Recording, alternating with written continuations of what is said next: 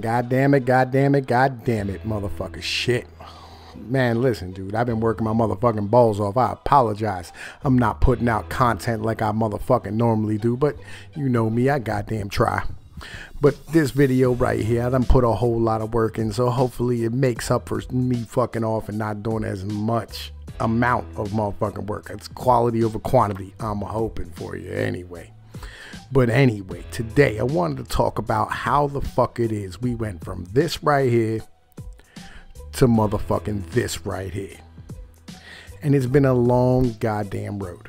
All right, now I want to stall where it starts. You know what I'm saying? There's two main culprits for this. First one is this cocksucker right here. Yeah, this motherfucker right here. This piece of shit, fat fuck, for fuck's sake.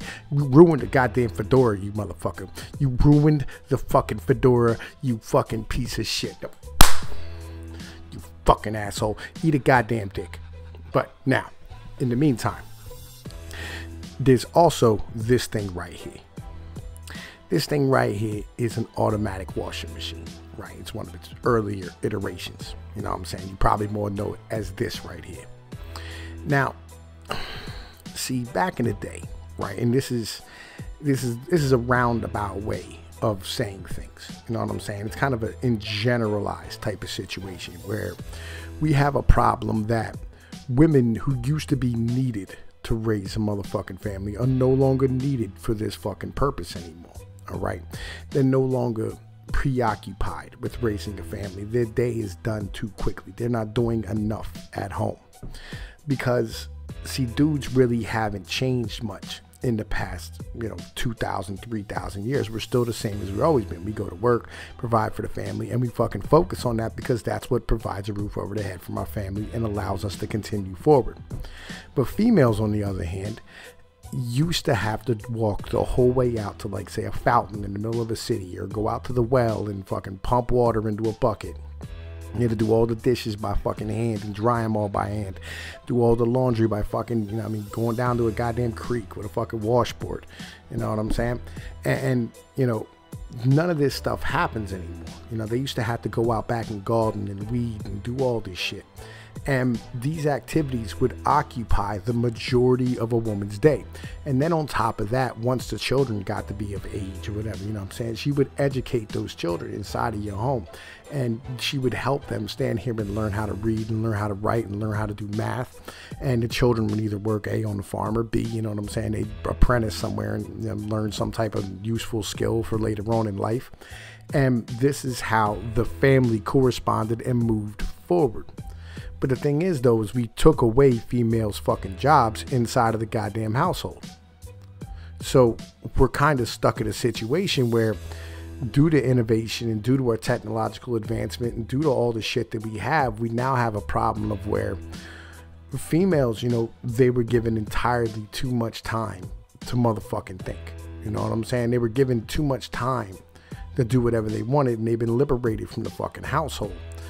And it's not such a good thing for our species because this happened at a very rapid pace.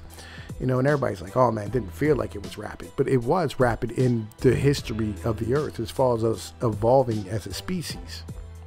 And as far as looking at it in the way that our species is, and how our species actually works and how we function and the social contract that we made between one another, it's been fucking ruined and destroyed. Because females really, they're at the level where truly, they're really wanted for maybe, years of 16 to 25 top side. And the thing is that women are only really useful as, baby makers for a very short period of time.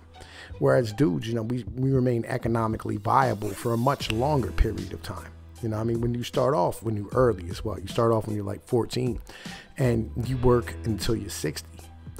That's a long period of being economically viable. But females' end of the day was always to provide babies and make a house and, make a home and provide everything for the fucking household and shit of this type of nature. And this hasn't happened, for a very, very long time. you have to remember, women are born with all the eggs they're ever going to have and don't make any new eggs during their lifetime. Women are born with approximately 2 million eggs in their ovaries, but 11,000 of them die every month prior to puberty. As a teenager, a woman only has 3,000 to 4,000 remaining eggs, and from that point on, approximately 1,000 eggs are destined to die each month. This phenomenon is completely independent of any hormone production, birth control pills, pregnancies, nutritional supplements, or even health or lifestyle. Nothing stops this inexorable death of approximately 1,000 eggs every month, regardless of ovulation, ovarian inhibition, or stimulation. Whenever the woman runs out of her supplies of eggs, the ovarian cease to make estrogen and she goes through menopause. Despite a lot of journalistic hype, there is no similar phenomenon in men. Men continue to make sperm and testosterone at virtually the same rates, with only a very modest diminution as they age. Many population studies have demonstrated over several decades that the average fertile woman becomes infertile by the age of 40 or earlier and undergoes menopause by the age of 50. The mean age of the end of female fertility, according to all population studies of fertile women, precedes menopause by about 10 to 13 years. By the end of fertility for an otherwise normal fertile woman, the age of onset menopause correlates strictly with the decline in the number of eggs remaining in her ovary. It is a wide variation in endowment of eggs from woman to woman that will determine whether you lose your fertility early, late 20s, early 30s, or whether you'll be one of the lucky women who is able to have children into her mid or even late 40s. To recap, the average woman will have 3,000 to 4,000 eggs at the time of 3,000 to 400,000 eggs at the time of puberty. An average of 1,000 will die every month, and only one of those 1,000 every month is destined to ovulate.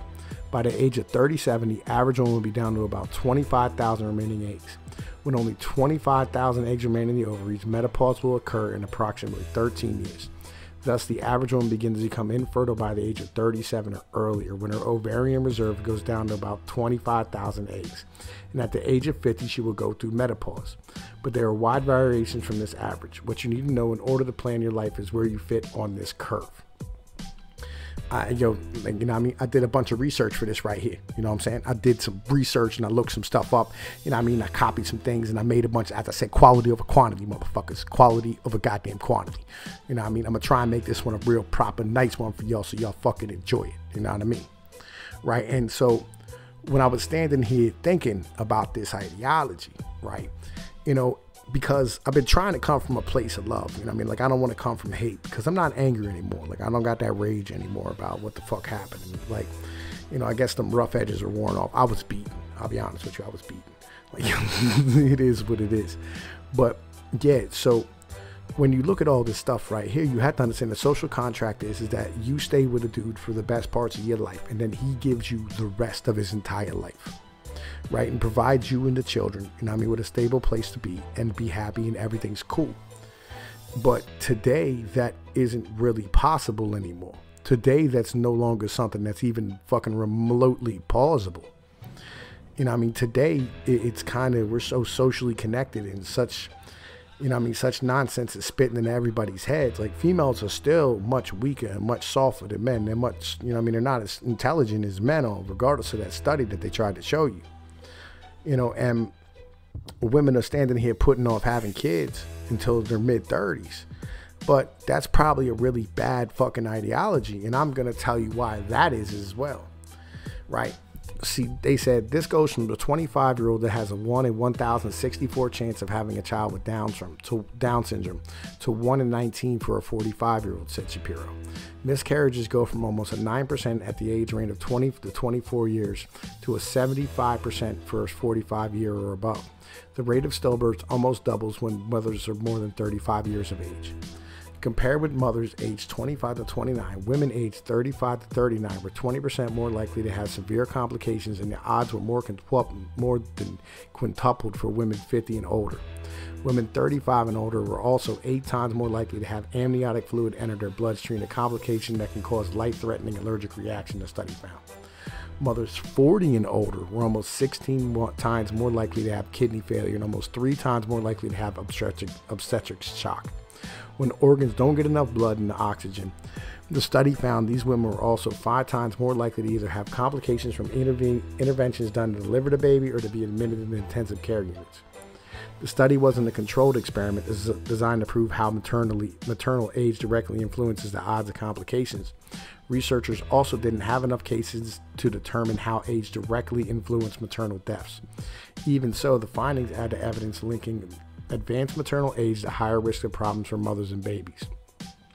Dr. Nanette Santoro, a researcher at the University of Colorado School for Medicine in Aurora. While many of these problems can be managed surgically, the study highlights some rare complications that are harder to treat and can be fatal, like renal failure and amniotic fluid entering the bloodstream. Based on this study and others, the ideal age to get pregnant is between the age of 25 and 29. And since we've just entered the first era in human history where the U.S. birth rate is higher for women aged 30 to 35 than for women 20 to 25, you'll be seeing more age-related risks to women who conceive at later ages. So basically, the principle is this, right? We've had a lot of technological advancements in our society that has allowed us, to fucking have a much easier life.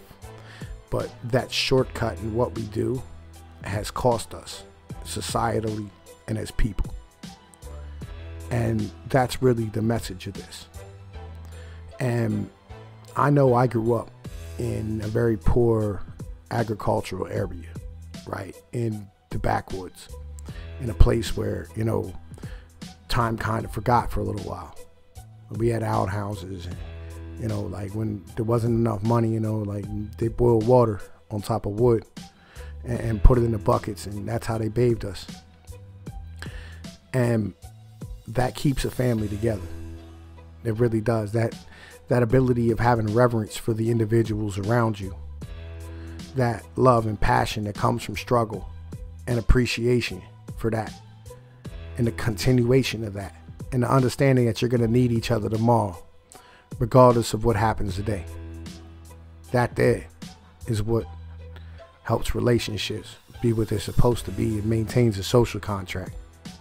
And once you alleviate the stress, the social contract is unnecessary. And we'll see where it all ends up. But I'll be honest, I'm kind of not really looking forward to that. Really, I'm not. Anyway, man, this is Tom Pease with Pinoid News, man. Y'all know the deal. Later.